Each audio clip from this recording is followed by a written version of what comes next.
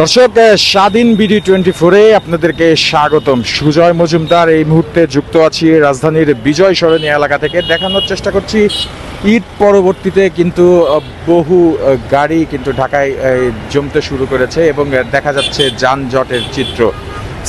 সিগনালে কিছুটা হলেও থমকে যাচ্ছে গতি। দর্শক, আমরা কিন্তু দেখানোর চেষ্টা করছি বিজয় সরণি সিগন্যাল থেকে, যেখানে কিন্তু একটি সিগন্যাল অলরেডি দাঁড়িয়ে রয়েছে কিছু সময় ধরে এবং অপরটি সিগন্যাল, যে চিত্র কিন্তু প্রতিনিয়ত দেখা যায় সেই চিত্রই কিন্তু আজও দেখা যাচ্ছে। ঈদের ছুটি শেষ হয়নি এখনও, তাতেই কিন্তু আমরা দেখতে পাচ্ছি ঢাকা সিটি, ঢাকা শহর, সেটি কিন্তু গাড়িতে, ব্যক্তিগত গাড়ি সহ যান চলাচল, যাত্রীবাহী গাড়িতে কিন্তু ভরে উঠছে এবং রীতিমতো যে যানজটের চিত্র, ঢাকা শহরের যে চিরায়ত যানজটের চিত্র, সেটি কিন্তু দেখা যাচ্ছে।